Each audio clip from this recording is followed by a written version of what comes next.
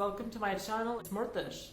So yeah, this is one of my first videos ever. I can't believe I'm actually making a video about this. If you guys are new to my channel, please subscribe, and if you want to learn more, watch this video.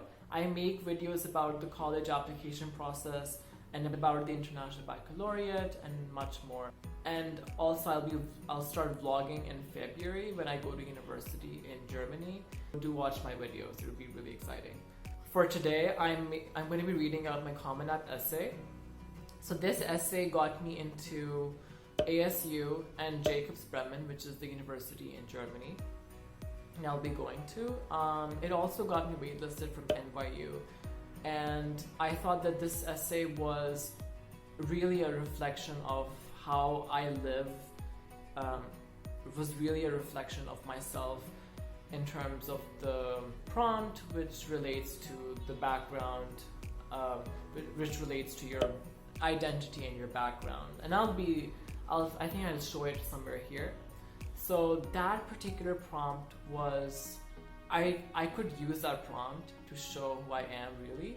And the story that I chose to write about was mine and my grandmother. So I chose to write about that because we just share this really close bond, and I thought that it could show my passion for biology and for medicine. So let's go.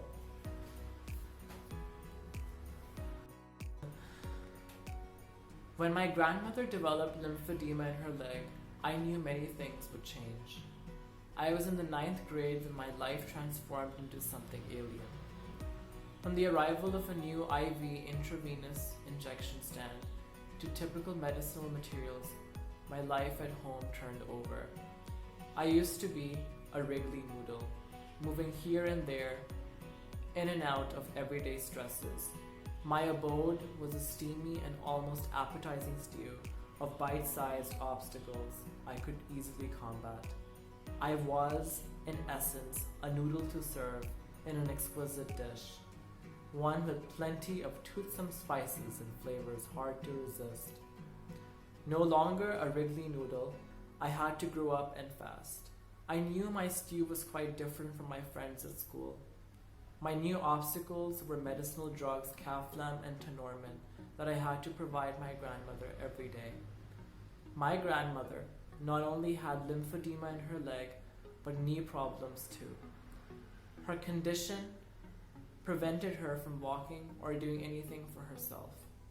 My mother and I would take turns being with her at specific hours of the day, helping her stand or just to run errands for her.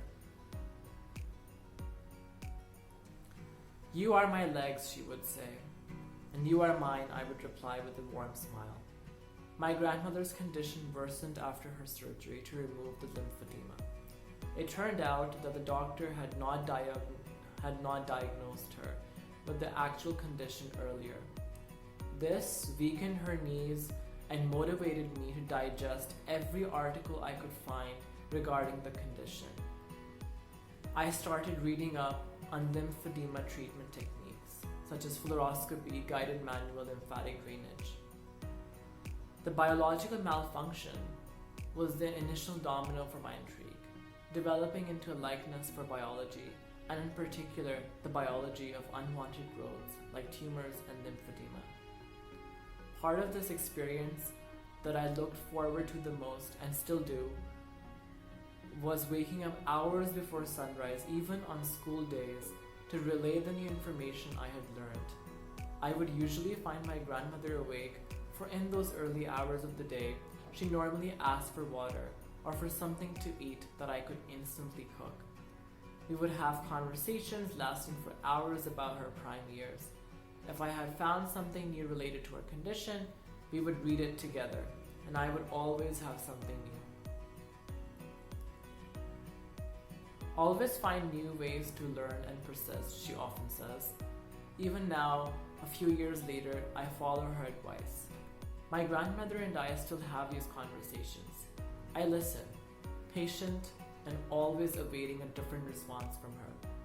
With every passing day, I refresh my liking for biology, not because it is fascinating and I am told to be persistent, but because I must.